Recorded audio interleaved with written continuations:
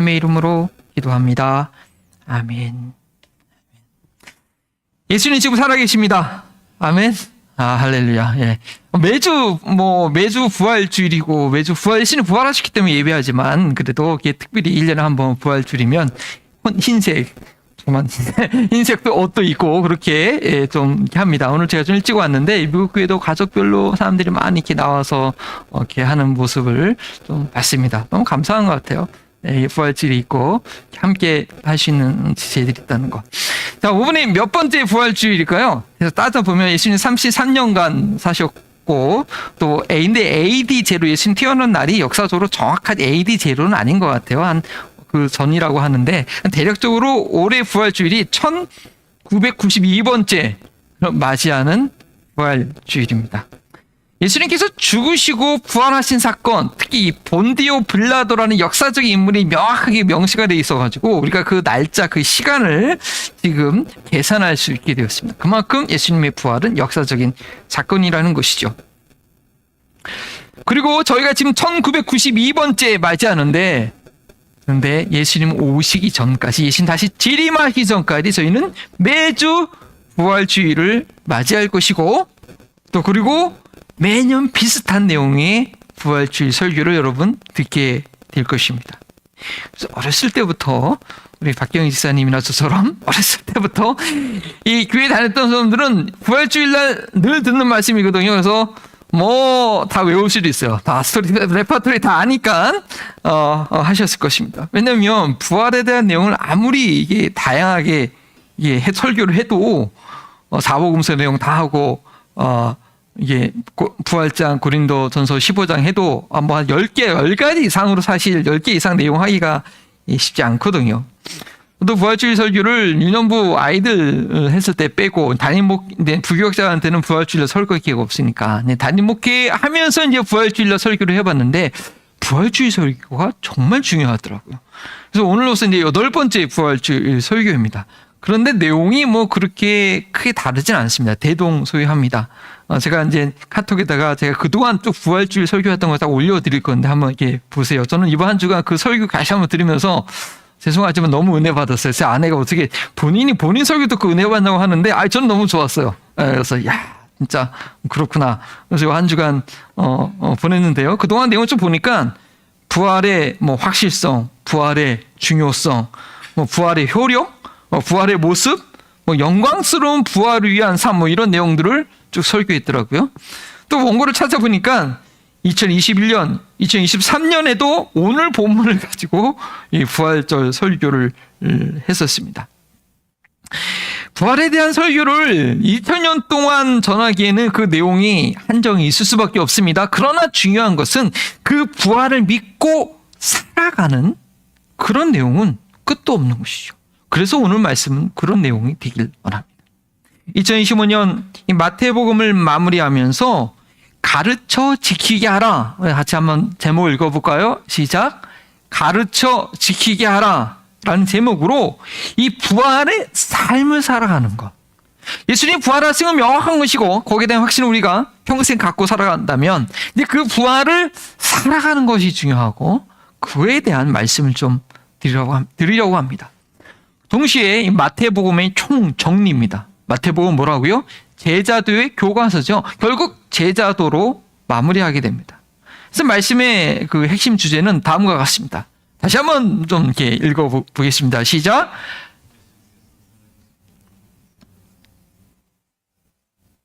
네. 우리가 제자가 될 수 있고 제자를 삼을 수 있는 게 뭐 때문이라고요?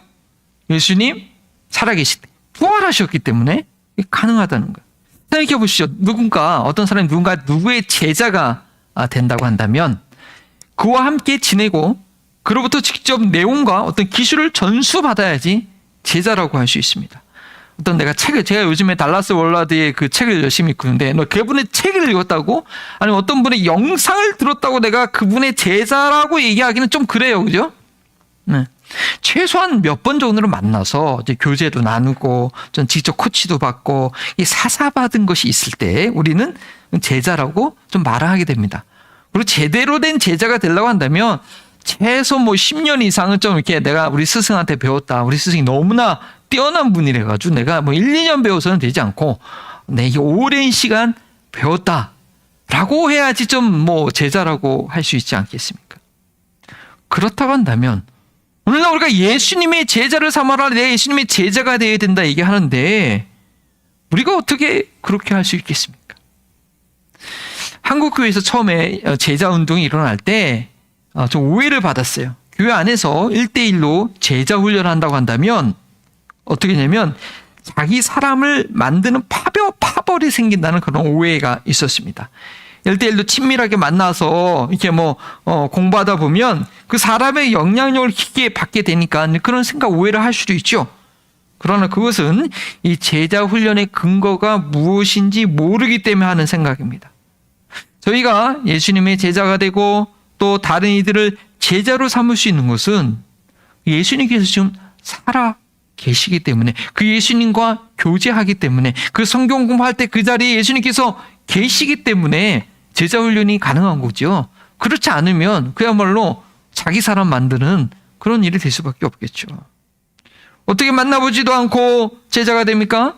어떻게 직접 교제하지 않고 우리 스승의 영향을 받겠습니까? 예수님께서 지금도 살아계셔서 우리와 함께 하시고 우리의 정의라고 하죠. 생각과 감정과 의지를 터치하시는 분이기 때문에, 또 주장하시는 분이기 때문에 저희가 예수님의 제자가 될 수 있는 것입니다. 육체를 가진 사람들과 직접 만나서 영향받는 것보다 어쩌면 예수님과의 만남은 눈에 보이지 않는 그 인간의 가장 깊은 내면을 임재하시고 그 부분을 터치하시는 분이기 때문에 우리는 더 확실하게 그분의 제자 훈련을 받을 수 있습니다. 그런데 그것을 경험하려면 우리가 예수님의 부활을 믿고 왜 예수님께서 부활하셨는지 이해하고 그 부활이 나의 부활이 되게 해야 합니다. 첫 번째, 이 16절에 보니까 지난주에 말씀드렸던 대로 이 여인들이 이 확실한 예수님의 증인이 되었어요. 그렇기 때문에 이 무서워서 숨어있던 여러 제자들에게 전했을 때 그들이 그 여인들의 말을 듣고, 다른 복음서에는 좀 차이가 있는데 어쨌든 마태복음에는 여인들이 전하러 갔고 바로 그 다음에 장면 16절에 제자들이 정말 여인들이 전한 대로 이 갈릴리로 가는 내용입니다. 16절이요. 근데 갈릴리로 갔는데 어디로 갔죠? 갈릴리는 도시고 또 호숫가잖아요. 하지만 그 바닷가가 아니라 산으로 가라고 했습니다. 산에서 만난다고 했습니다. 왜 하필이면 산일까요? 그리고 그 산은 어떤 산일까요? 바로 제자들이 하나님 나라, 예수님으로부터 하나님 나라의 복음을 들었던 바로 산상순을 배웠던 바로 그 산일 것입니다. 마태복음 5장 1절이죠. 예수께서 무리를 보시고 산에 올라가 앉으시니 제자들이 나온지라. 예수님께서 많은 무리를 보시고 산 언덕에 올라가셨는데 제자들이 나와 있어요. 많은 무리들이 그 마태복음 4장에 보면 귀신을 쫓아내시고 병자를 고치시고 정말 많은 사람들이 막 예수님 몰려왔습니다. 쫓아왔습니다. 예수님 언덕으로 올라가셨고 말씀을 가르치실 때에 그 중에서도 이 제자들은 예수님 가까이 앞으로 와서 그 말씀을 경청했던 그런 내용이 있습니다.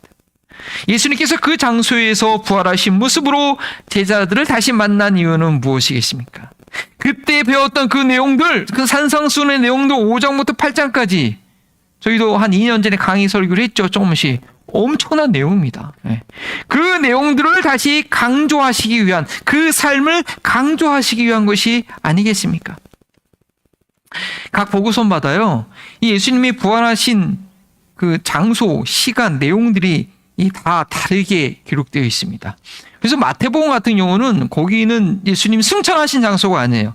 예수님 처음으로 제자들과 만난 곳은 갈릴리산이지만 승천한 산은 누가복음이나 요한복음을 보면 그 예루살렘에 있는 그 올리브산 있잖아요. 그렇죠? 네. 그래서 그래서 이 사복음서를 가지고 예수님이 부활하신 다음에 또 사도행전은 40일간 땅에 계셨다 그러니까 그 수고 신사대로 시간 순서대로 맞추기가 쉽지가 않습니다. 그러나 이 마태복음에서 강조하는 것은 분명합니다. 마태복음의 부활을 기록하면서 강조한 것은 뭐냐? 그 산에서 만남으로써 내가 죽음을 이기고 부활했으니 내가 너희에게 일러준 이 제자의 길을 확신을 갖고 가라. 마태복음의 부활의 메시지는 분명합니다. 너무나 유명한 구절, 모든 민족으로 제자를 삼으라 라는 것이죠. 사복음서에서 모두 이 부활에 관한 말씀을 얘기하고 있는데, 제가 유독 담임 목회하면서 8번의 설교 중에서 3번을 똑같은 본문으로 이렇게 마태복음 28장을 가지고 부활의 메시지를 전한 걸 보면 저도 몰랐는데, 저희 믿음 생활과 목회에는 이 제자라는 이 DNA가 있는 것 같아요. 신학생 때 교회 이름은 나무 십자가 교회였거든요. 근데 막상 개척하다 보니까 그 제자라는 단어를 저도 모르게 툭 집어넣었어요. 네. 좀 뭔가 있는 것 같아요. 네. 이 제자들은요, 이 산상수훈의 내용을 배웠던 그 산에서 부활하신 예수님을 눈으로 직접 보고 경배를 합니다. 그런데 그 중에 17절은 뭐라고 되어 있습니까? 예수님을 경배하지만 의심하는 사람들도 있었다. 정말 예수님이 맞는가? 의심을 하는 사람도 있었다는 거예요. 여러분, 이들이 너무 이상하다고 생각하나요? 지금 봐도 눈앞에 보고 있는데, 또 예수님 모습이 크게 많이 달라지지도 않을 텐데, 요한계시록에 같은 그런 모습은 아닌 아직은 볼 수 있는 그런 모습인데,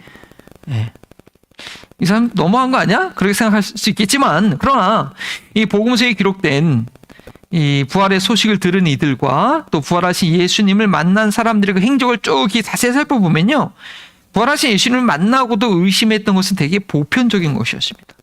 누가복음에 엠마오로 내려가던 두 제자, 예수님과 직접 대화하고 했는데도 밥을 같이 교제하고 나서야 예수님을 나중에 알게 돼요. 그리고 마가복음에는 이 여인들이 전해지고 또 이 엠마오에서 만났던 두 제자들이 직접 가서 11 제자들에게 말했는데도 마가복음에는 그래도 안 믿었다고 기록되어 있어요. 아주 마가복음은 좀 이 극적으로 이 전환하기 위해서 더 강조를 해서 불신을 좀 얘기했죠. 요한복음에 또 뭐라고 기록되어 있어요. 10 제자들이 이 예수님을 만났어요. 예수님 이 방에 있을 때 와가지고. 근데 그 도마가 없었거든요. 그 도마가 그래요. 나는 예수님의 손자국과 발자국의 그 발에 그 못자국을 만져보지 않고는 절대 믿지 못한다. 그러니까 이 부활의 기사에는 다 이 의심의 내용들이 아주 자세하게, 솔직하게 기록하고 있습니다. 예수님께서 수차례 죽은 이후에 살아날 것이라고 반복해서 말씀하셨지만 우리 제자들은 그 부활을 믿지도 기대하지도 않았고, 부활하신 예수님을 직접 보고서도 믿기가 되게 어려웠다는 거예요. 자, 그렇다면 저희들은 어떻습니까? 제자들은 진짜 보고도 못 믿었는데 지금 우리 볼 수는 없잖아요. 사실 보호자 앉아 계시니까. 여러분, 부활을 믿습니까? 아멘. 네, 감사합니다. 아멘. 그렇지만 부활을 믿는다는 것이 우리의 삶과 연결이 되고느냐, 이제 그게 문제라는 거예요. 부활이 뭐고 그 부활을 믿는 것이 나의 삶과 연결이 되는가? 예수님께서 죽음에서 다시 살아나셨는데 나사로처럼 살아났다가 다시 죽은 것이 아니라 부활하셔서 승천하셔서 영원토록 계시잖아요. 그렇기 때문에 우리는 그 살아계신 예수님의 제자가 될 수 있다는 거, 그거 기억해야 됩니다. 그리고 또 다른 사람들을 예수님의 제자로 삼을 수가 있다는 것이죠. 우리 삶 가운데 이것이 없다면, 예수님의 제자가 되고 부활하신 예수님 때문에 예수님과 만나서 예수님의 제자가 되고 하는 그런 것이 없다면, 예수님의 부활은 예수님의 부활이요, 나하고는 상관없는 자가 될 수도 있다는 거죠. 그것이 무엇입니까? 예수님의 부활은 나의 부활이라고 믿긴 하는데 실제로 제자가 되거나 제자를 삼는 삶이 없다고 한다면 그건 자신의 확신뿐이요, 실제로는 예수님의 부활하고 나하고는 상관없는, 예수님의 부활을 실제로는 경험하지 못하는 그럼 부활이 될 수 있다는 위험이 있다는 거죠. 예수님 부활은 그냥 그것을 믿고 그렇다는 사실 인정하는 것이 아니라 그분이 살아계시기 때문에 경험을 해야 된다는 거예요.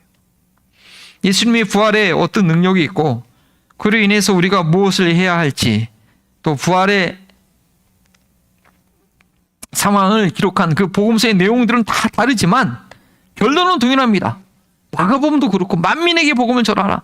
누가복음도 이 속죄의 복음이 예루살렘부터 온 땅에 증거되리라. 요한복음에도 이 얘기가 예수 믿고 구원을 얻게 하기 위함이라. 아니, 내가 아버지가 나를 보내셨으니 나도 너희를 보낸다. 요한복음에 성령을 받으라. 결론은 다 그거예요. 복음 전하라. 예수님 부활하시고 제자들에게 만나서 한 사복음서의 그 시간과 내용은 다르지만 똑같은 내용은 복음을 전하라 이것이죠. 예수님께서 부활하심으로 어떤 능력이 주어졌는가? 예수님께서 하늘과 땅의 모든 권세를 가지셨다라는 것이죠. 18절 말씀입니다. 부활하신 예수님께서 경배하며 의심하고 있는 그제들에게 보면은 한 발짝 더 나아가서 그들에게 어덜떨하게 있어요. 이렇게 이게 여러분 이렇게 해서 이제 하나님 예배하는 것처럼 이렇게 했는데 더 예수님이 한 발짝 나아가서 얘기합니다. 뭐라고 얘기하느냐? 어쩌면 얼굴 맞대고 얘기했는지 모르겠어요. 하늘과 땅의 모든 권세가 나한테 있다. 나한테. 예수님 사역하시면서는 그런 얘기 안 하셨어요. 놀라운 능력은 하셨지만 뭐 이런 선언은 안 하셨는데 이제 드디어 제자들에게 하늘과 땅의 모든 권세가 내게 있다고 말씀하십니다. 이게 무슨 말이냐? 권세자가 이제 바뀐 거예요. 이 세상 주관자가 완전히 바뀐 거예요. 예수님께서 죽음에서 다시 살아나심으로 인해서 죽음조차 예수님의 발밑에 복종하는 자가 되었습니다. 그동안에 이 세상의 죄로 인해서 죄를 지으면 대가는 죽음이잖아요. 그러니까 사탄이 신났어요. 죄 지은 인간들 다 자기가 데려가는 자기의 그냥 두 안에 들 수 있는 그런 것이 됐는데 예수님께서 완전한 속죄의 피와 죽은 것으로 끝나고 아니고 부활함으로 이 죄의 문제가 해결돼서 더 이상 사탄이 그 권세를 부릴 수 없는 그런 상황이 됐다는 것입니다. 이 세상의 권세자는요, 아무리 권력을 소유했어도 죽으면 끝이에요. 그죠? 아무리 대단한 자기 추종자를, 이 후계자를 세워도 죽은 자의 영향력은 얼마 못 갑니다. 그냥 사라집니다. 그러나 예수님은 영원히 살아계셔서 하늘과 땅과 곧 온 우주 만물을 다스리고 계십니다. 그것은요, 눈에 보이는 물질 세계뿐만 아니라 저희는 도리어 보이지 않는 세계에서 예수님 다스린다고 하지만 사실은 예수님이 이 눈에 보이는 물질 세계를 직접 컨트롤하십니다. 그러니까 모든 질병은 치유하시고 또 실체적인 기도 응답이 일어나는 거죠. 예수님은 영의 세계, 정신 세계, 인간의 삶의 모든 것에 영향력을 미치고 그 모든 것의 결정권을 갖고 계신 그런 주권자이십니다. 세상이 바뀐 겁니다. 좀 더 저희가 피부로 느낄 수 있도록 쉽게 설명을 드리면 이건 정권이 바뀐 거예요. 우리 친구들은 느끼지 못하겠지만 이 다른 정책을 위해서 대립하던 한 정당에서 다른 정당으로 이 정권이 넘어간 거예요. 어떤 면에서는 나라의 체계가 완전히 바뀐 거예요. 공산주의 사회가 무너지고 자유민주주의 체계가 세워지면 그 나라 안에서 살던 사람들의 삶의 방식은 완전히 달라질 수밖에 없습니다. 이 통치 체제가 달라지면 생활 방식이 달라질 수밖에 없는 거죠. 이 억압적인 사회에서는요, 공산주의 사회에서는 뭐 대부분 그렇잖아요. 중국도 아무리 자본주의를 한다고 해도 뭐 공산주의 사회니까 이동의 자유도 뭐 제한되기도 하고 뭐 함부로 다닐 수도 없고 언론도 완전히 통제하고 뭐 하고 싶은 말도 못 하고 그런 사회에다가 이 억압된 체계가 무너지면 어떻게 해요? 하지도 못하던 것을 그냥 할 수 있는 것이에요. 영적인 세계에서도 마찬가지입니다. 말씀드렸듯이 죄의 정죄로 사탄이 죽음의 영향력을 발휘하여 사람들을 꼼짝달싹 못하게 했었는데 이제는 더 이상 그렇게 하지 못합니다. 죽음에서 부활하신 예수님을 인하여 죄의 정죄는 무력해졌고 예수님 안에서 자유함을 얻게 되었습니다. 죄의 사망의 나라에서 사망이 사명이 사람들을 가슴을 쏘고 마음을 쏘고 생각을 쏘고 고통스럽게 하던 그 나라에서 생명의 성령의 벼보이 내 안에서 생수가 넘쳐나는 그런 나라에서 자유롭게 그런 나라가 이제 임하게 되었다는 것입니다. 그리고 이것은 한 개인의 삶뿐 아니라 인류의 역사의 방향도 바뀌게 되었습니다. 예수님께서 부활하심으로 구세주가 이 땅에 오시기 위한 이스라엘을 준비하던 그런 역사에서 이제는 모든 인류에게 그 구세주가 증거되기 위한 방향으로 바뀌었다는 것이죠. 안으로만 흐르던 역사의 물질기가 이제 밖으로 확 퍼져나가기 시작한 것입니다. 예수님께서 육신의 몸으로 팔레스타인 지역에서 3년간 사역하실 때는 넘버원은 잃어버린 이스라엘의 양들을 찾아가는 것이었습니다. 물론 이방 지역도 찾아가시고 복음도 이방인들에게 전하시고 귀신도 쫓아내셨지만 어쨌든 우선 사역의 우선순위는 이스라엘 사람들이었어요. 그러나 부활 이후에는 사역의 차원이 달라집니다. 하늘과 땅의 모든 권세를 가지셨기 때문입니다. 예수님께서는 이제 어느 특정 장소와 시간에 매여 있는 것이 아니라 시간과 장소를 초월할 수 있게 되었기 때문입니다. 따라서 제자들에게 이 땅 모든 종족에게 그들이 어디에 살고 있든지 바다 건너 물 건너 산 넘어서 그들을 찾아가서 예수님의 제자로 삼으라고 말씀하십니다. 제가 결혼하고 나서 캄티벳에 중국에 간 거 외에는 단기 선교를 좀 많이 못 간 부끄러움이 있는데 그래도 그나마 감사한 것은 이 티벳에 가서 그 3,000m 넘는 산, 그 지역, 그 지역에 동네가 있어요. 그러면은 차를 타고 10시간, 1박 2일 침대버스 타고 거의 찾아가서 사람들 만나고 이게 복음 전도지 살짝 심어놓고 밤에 돌아다니면서 담배를 놓고 그 다음날 살짝 빠져나오고, 그게 가능한 거예요. 예수를 가라고 하니까 가야 되는 거예요. 그 다음에 이제 부교육자일 때 한번 니꼬라가 단기선교로 갔어요. 이제 청년들하고 지사님들 갔는데, 와, 처음 가봤어요, 니꼬라가. 아니, 근데 그 마을에 찾아가는데, 이게 이제 배를 타고 강을 건너서 이제 갔는데, 이 마을이 2시간 걸어가야 되는 거야. 막 우리 뭐 연극할 거, 음식 만들 거, 의료 도구 다 챙겨가지고 2시간을 걸어가는데, 너무 힘들더라고요. 근데 제가 고생했는데, 그래도 예수님께 가라. 그래도 다 감당하더라고요. 주님께서 함께 하시니까. 가라고 하니까. 주님께서 함께 하시니까 그렇게 가게 되는 것입니다. 그래서 첫 번째 명령은 가라 입니다. 모든 종족을 제자 삼기 위해서 찾아가라고 말씀하십니다. 예수님께서 하늘과 땅의 모든 권세를 가지시고 그 모든 것을 컨트롤하시고 조정하시고 스케줄을 짜고 계시고 보고 계시기 때문에 염려하지 말고 두려워하지 말고 가라! 제발 좀 가라고 말씀하시는 것입니다. 부활하신 예수님께서 그 말씀에 순종하는 제자들과 함께 역사하시기 때문에 제자들이 갈 때 주님께서 역사하시기 때문입니다. 예수님도 좀 온 땅에 가고 싶으세요. 또 온 나라 가운데 역사하고 싶은데 가는 사람이 없으면 역사가 안 되잖아요. 우리 마가복음 찾아볼까요? 왜 어떤 원리가 있는지 찾아볼까요? 마가복음 16장 15절입니다. Mark chapter 16 verse 15. 16장 15절에 한번 같이 읽어봅시다. 또 이르시되 너희는 온 천하에 다니며 만민에게 복음을 전하라. 그리고 나서 중간에 놀란 기적들에 대해서 얘기합니다. 걱정하지 마라.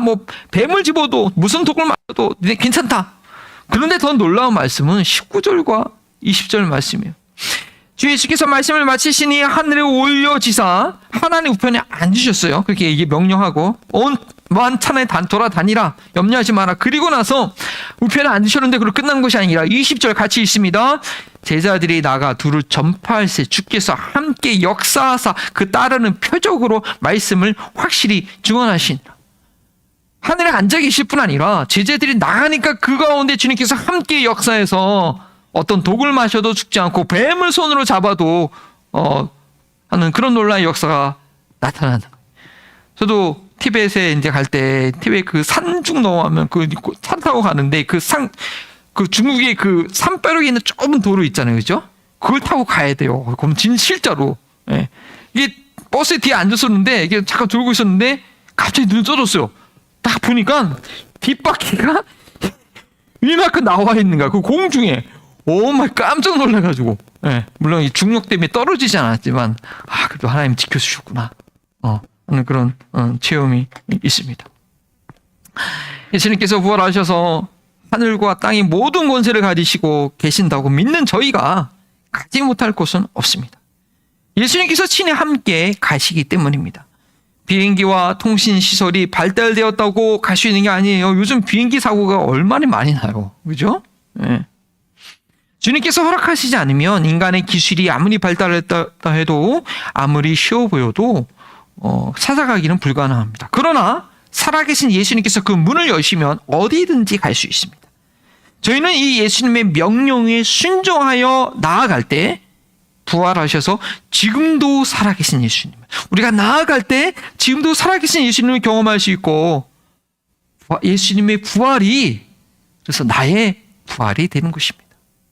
그래서 교회가 전도와 선교를 강조하는 이유가 바로 이러한 영적인 원리 때문에 그래요. 저도 일주일에 한번 예전에 이 다리 다치기 전에 나갔을 때 이게 방문해서 전도지를 각 집 앞에 놓고 오거나 아니면 두들겨서 대화할 때 좀 낯설기도 하지만 정말 신나요. 그리고 보면 이 열심히 20일 전도지를 이렇게 20일 전도 카드를 쓰면 그 주에는 여기저기서 체크가 많이 들어와. 참 이상하더라고요. 쓰면 체크가 들어와요. 후원자들이 이렇게 보내시는. 하나님께서 너 빨리 열심히 전도하라. 그렇게 말씀하시는 것 같아요. 우리가 어떻게 예수님의 제자를 삼아야 하는지, 그 다음에 그 과정을 계속 보는데, 첫 번째는 뭐라고요? 가는 것이라고 했습니다. 자, 그 다음에는 예수님을 구원자와 주님으로 영접할 수 있도록 복음을 전해야 됩니다. 복음을 듣고 예수님을 따르기로 결단한 영혼들이 있다면, 그 다음에는 마음으로 믿고 입술로 고백한 영혼들이 있다고 한다면 아버지와 아들과 성령의 이름으로 침례를 주어야 되죠. 예수님 말씀하신 대로 가서 복음을 전하고 침례를 주어야 됩니다. 이 침례는 죄를 씻음받았다는 것이죠. 예수님과 함께 죽고 다시 살아나게 됐다는 것을 들었다가 울림으로 이렇게 보여주는 것입니다. 그 무엇보다도 삼위일체 하나님의 자녀로서 하나님과 함께하는 삶이 되었다는 것을 보여줍니다. 하나님께서 다스리는 세상으로 들어가게 됐다는 것, 탈북해서 남조선으로 그들의 편한 표현은 남한으로 이제 들어가게 국정원을 해서 훈련받고 들어오게 됐다는 것을 보여주는 거예요. 그러나 이것은 단지 시작일 뿐입니다. 성부, 성자, 성령의 이름으로 침례를 주는 그 이유는 무엇인가? 그 이후의 과정을 위해서인 것이죠. 그것은 무엇입니까? 바로 예수님께서 갈릴리의 그 산 언덕에서 가르쳐 주신 내용, 그 모든 말씀을 따라 살아가기 위해서입니다. 우리 20절 말씀 전반부만 다시 한번 마태복음, 아까 마가복음 찾으셨는데 다시 마태복음으로 가셔서 뭐 다 외우신, 너무 쉬운 말씀이니까 한번 그 성경을 눈으로 확인하면서 봅시다. 예수님께서 뭐라고 말씀하셨는가? 20절 앞부분 시작. 내가 너희에게 분부한 모든 것을 가르쳐 지키게 하라. 이거 누가 하신 말씀입니까? 예수님 하신 말씀 맞나요? 네. 이거 제가 얘기한 건가요? 아니죠. 지금 성경에 기록되어 있는 하나님의 말씀입니다. 우리는 이 부분을 절대 놓쳐서는 안 됩니다. 교리만 알면 되는 것이 아닙니다. 영접 기도만 하면 되는 것이 아닙니다. 말씀 몇 구절만 외워서 되는 것이 아니라는 거예요. 내가 너에게 분부한 모든 것은 everything 가르쳐 지키게 하라. Teach to reserve. 가르쳐 지키게 하라. 그 모든 내용을 이해할 뿐 아니라 실행할 수 있도록 해야 합니다.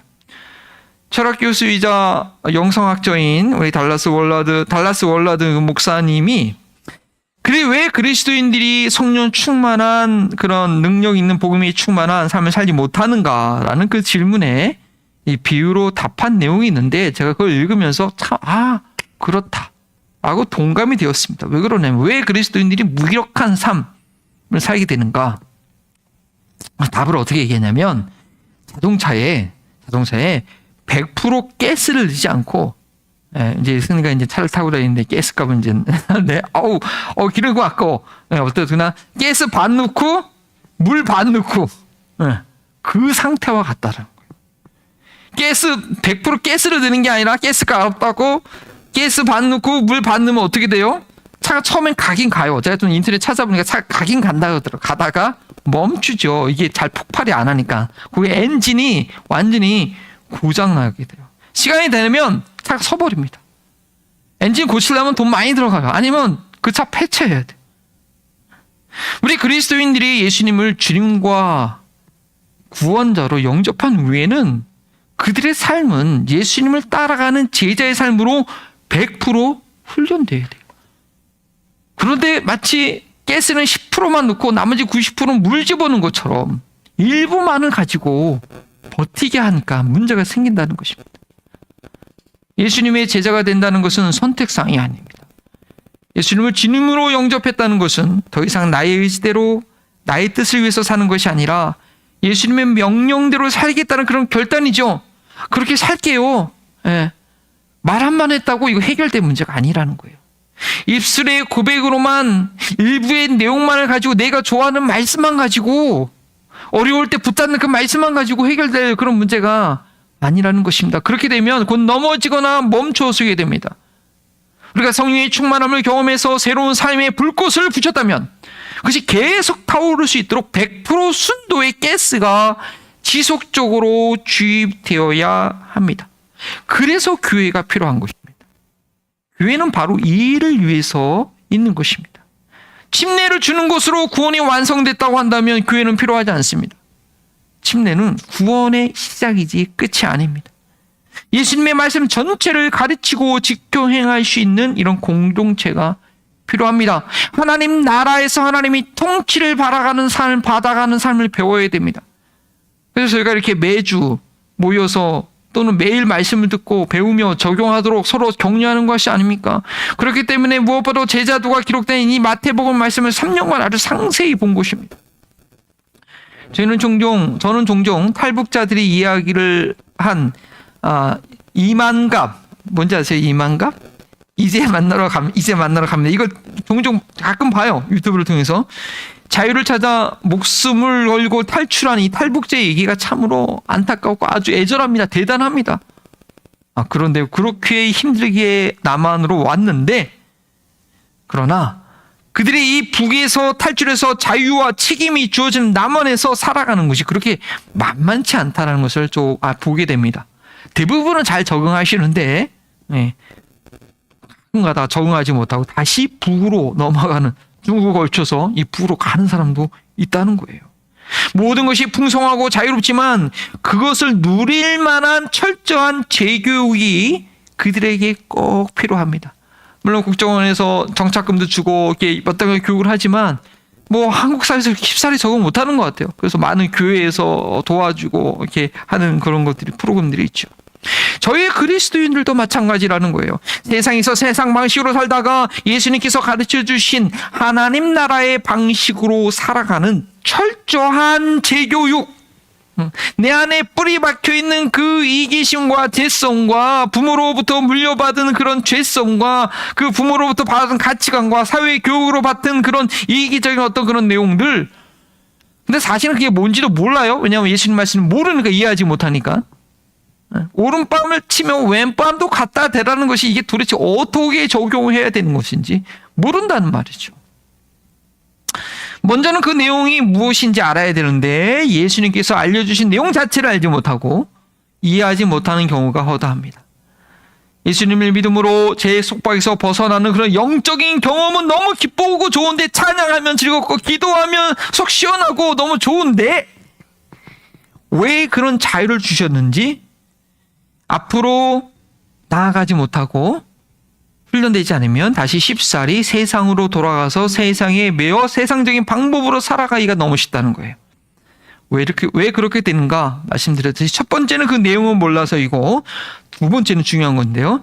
그 내용은 반드시 훈련되어야 한다는 영적 원리를 무시해서 그렇습니다. 그런 영적 원리에 있다는 것도 성경을 보지 않으니까 모르는 거죠. 그냥 예수님 믿으면 구원받은 건 줄만 완전히 속는 거죠. 갈라디아서 쉽게 쉬운 설명 한 가지만 예를 들면, 갈라디아서 5장에 육신을 따라 살 때는 육체의 일이라고 있지만 성령을 따라 살아갈 때는 성령의 열매라고 표현합니다. 성경에 많은 그런 영적 훈련에 대한 내용이 있는데 한 가지 말대로 설명하는 거예요. 그래서 이 일은 순식간에 일어나요. 근데 열매는 어떻게 해요? 봄에 심어서 가을에. 이 시간이 많이 걸리고요. 열매 맺기 위해서 양분도 주고 돌봄도 해야 됩니다. 오랜 시간이 걸려요. 근데 육체의 일로 돌아가기는 너무 쉬워요. 일은 그냥 해프닝 그냥 생기는 거야. 그러나 열매 맺기 위해서는 많은 수고와 과정이 필요하죠. 예수님을 주님으로 영접하고 예수님을 따라가는 제자가 된다는 것은, 이것은 평생의 삶을 통해서 이루어져야 되는 과제입니다. 나는 구원받은 자라는 그런 교만 때문에 그 자리에 멈춰 있으면 이건 안 될 거예요. 부활의 주님을 만났던 사도 바울이 뭐라고 고백합니다. 내가 이미 얻었다함도 아니요 온전히 이루었다함도 아니요 오직 예수님께 붙잡힌. 왜냐면 예수님께서 지금 살아계시기 때문에 나를 계속 붙잡아요. 그러고 해서 나가서 이끄는 그 부르심을 향해서 내가 그래서 계속 달려가는 그런 삶의 여정만이 우리에게 있을 뿐입니다. 예수님께서 예수님이 죽으셔서 더 이상 우리에게 관여할 수가 없는 분이라고 한다면, 노토치 않은 분이라면 그냥 저희도 그냥 과거의 한 번의 고백으로, 한 번의 그 사건으로 그냥 이미 끝난 것으로 여길 수도 있겠죠. 그러나 부활하신 예수님은 지금도 살아계셔서 저희와 교제하려고 하시고 내 삶을 이끄시고 그 얼굴과 맞대는 그날까지 나를 인도하시기 때문에 그냥 우리가 그 자리에 있을 수가 없는 거예요. 그래서 제가 오늘 생각하니까 우리 가장 믿음의 바른 자세, 내가 바른 믿음의 자세, 운동을 해도 테니스를 배워도 이 자세가 중요한데 내가 바른 자세에 있나 있지 않나 확인할 수 있는 것은 내가 작년보다 주님과 더 가까워졌는가, 작년보다 어려운 일을 저 감당하는가. 우리의 믿음이 점진적으로 나아지지 않으면 그거는 생명이 있어서 생명을 향해서 가는 게 아니라 가다가 죽는 사망을 향해서 가고, 우리의 믿음은요 지금보다 훨씬 나아져요. 제가 저희 어머니와 최소한 일주일에 한 번 통화하는데 지금 기억이 약간의 치매가 있어서 자는 걸 기억 못해도 저를 위해서 기도해 주시는 거나 이게 하나님과의 관계의 목회에 대해서 얘기해 주시는 거 보면 이게 육체의 연약함과는 상관없어요. 더 계속 주님과 가까워지는 거예요. 그래서 우리가 새해 비전 예배와 또 뭐 그런 게 중요한데 나의 믿음이 오늘과 내일의 변화가 있는가, 어제보다 오늘이 더 좋아졌는가. 그렇지 않다면 우리의 믿음의 자세나 이 트레이닝은 뭔가 지금 잘못되어 있는 것이죠. 예수님께서 부활하셨기 때문에 저희는 그분과 만나 교제를 나누며 예수님의 제자가 될 수 있고, 또 다른 영혼들에게 예수님의 말씀을 가르쳐 줄 때에 예수님께서 그 가운데 계시기 때문에 그들 또한 예수님의 제자가 될 수 있습니다. 예수님이 부활하셨기 때문에 우리가 예수님의 제자가 될 수 있는 것이고, 또 다른 사람을 제자 삼을 수 있습니다. 내가 예수님의 제자가 되지 않고 다른 사람들을 제자 삼지 않는다면 예수님의 부활과 나의 부활은 상관없다라는 것입니다. 예수님의 부활을 믿는 이들은 계속해서 예수님과 교제하며 예수님의 제자로서 배워가는 삶을 삽니다.